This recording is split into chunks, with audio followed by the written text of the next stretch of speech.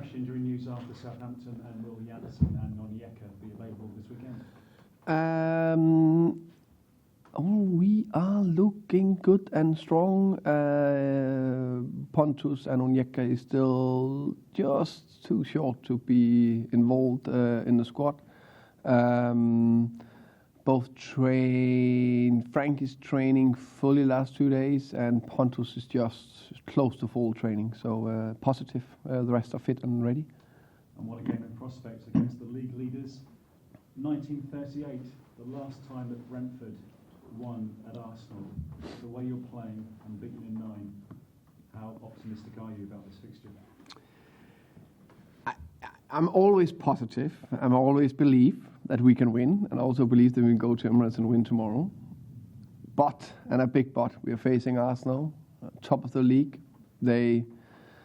I said after we lost 3-0 at home to them that people asked me, can Arsenal win the league? And I said, yes. I'm always speaking as, okay, from my point of view, honest.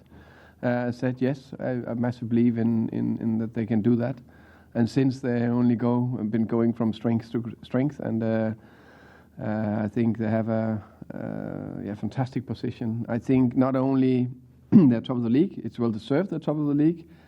They look in sync. They have all their key players fit and available, and at home they play with an unbelievable intensity. So if we need to get anything out of this game, we need to top perform. Not only top perform, probably put the best performance out there, the best we ever put out in the Premier League game.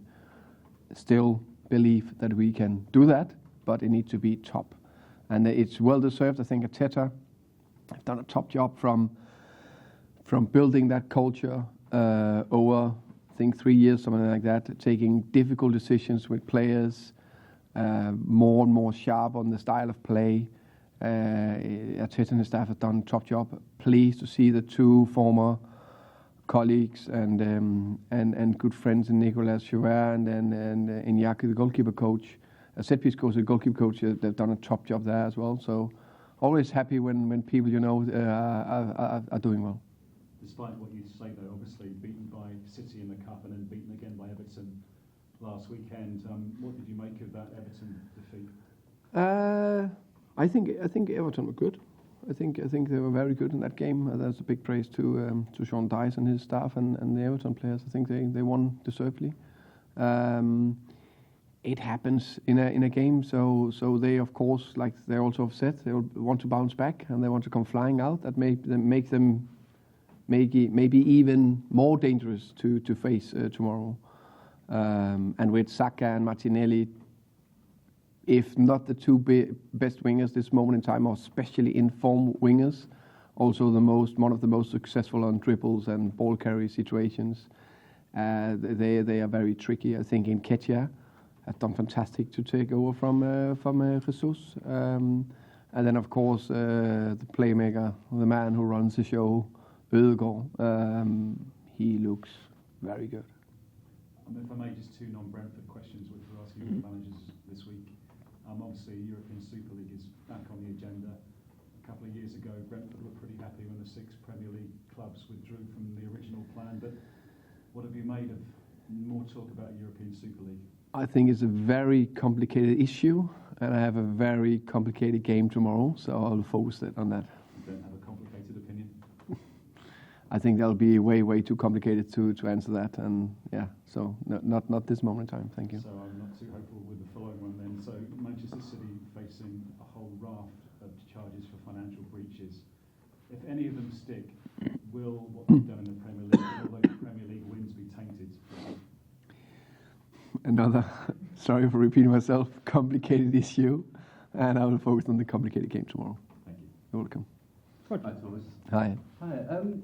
So far this season, you've beaten Manchester United, you've beaten City, you've beaten Liverpool, and I've heard a lot of people talk about how Brentford, they respect opponents, but they're not fearful of opponents. You can play without fear.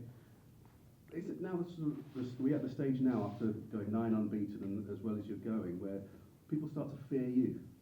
Anyone in the Premier League. That would be big for us if anyone fears. But I hope that they respect us for what we are capable of, and that we are difficult to play against, and we always can or hopefully will stay in games.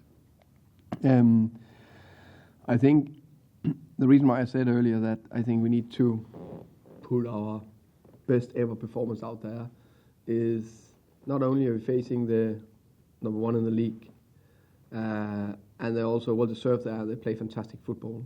Also have all their players fit. And the final thing I actually forgot to say earlier, and I just remembered was, and they also play with that bit between their teeth. That extra edge and determination. They can smell that they have a chance to win the gold, of course. And I understand that they don't want to talk about it and only talk about next game, so they're doing all the right thing. It's just looking from the outside, you can just see that they, it's like the season where Liverpool won the first championship, and you can just see it. They are running harder both ways. In the duels, they are giving everything. And on top of that, they are top footballers. So you can just see they're so eager to win it. That makes it even more difficult to beat them now. And I think they are favorite. Of course, they're huge favorites tomorrow against us.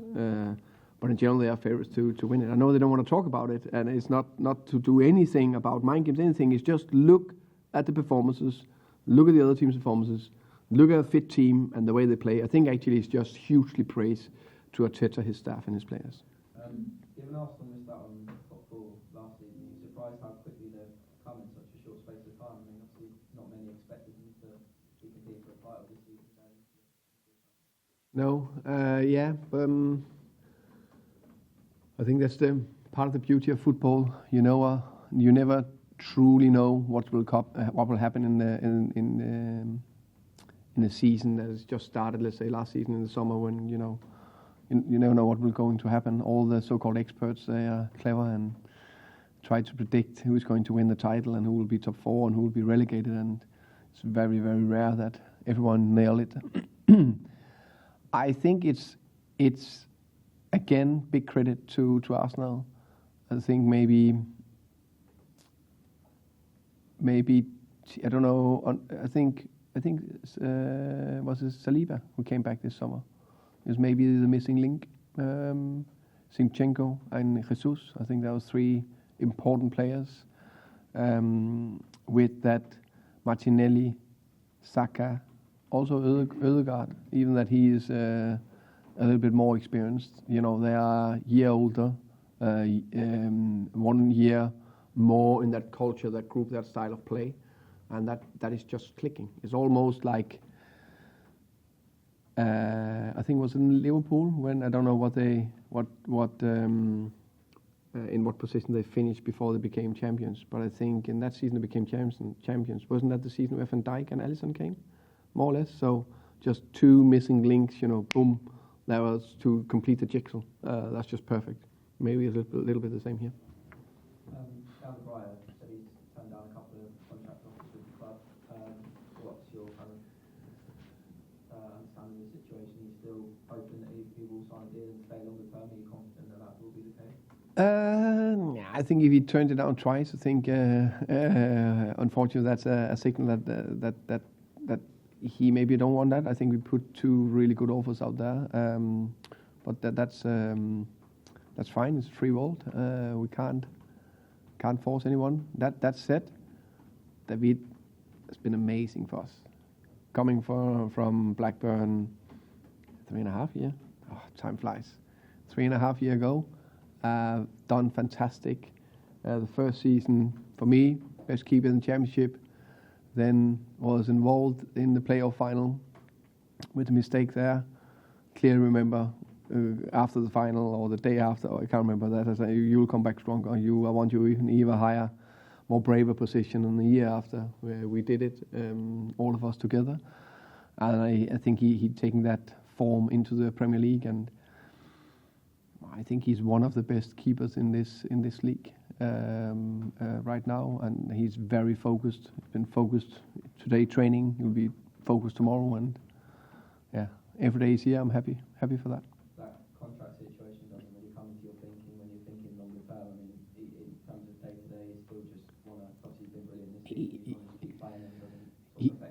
He's one of the captains, David, Christian, Ivan, and Pontus, and he is leading with his performances and his behaviour every day. Top character. And just final one from me for now. Obviously, Dan's just kind of asked you a couple of questions about David, and you've called him, one of the best goalkeepers in the league. And when you look at how much money some clubs are spending in January on 21, 22-year-old players, I just wanted to know how much is David worth to you as well. I hope he will stay forever. Of course, it looks like it could be potentially difficult with the contract situation.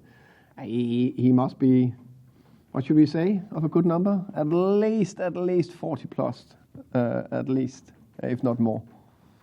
Thank you. Actually, if he had 3 years, he would be 70. What was Kepa? Was he sold for? 70, I think. He's at least as good as him. So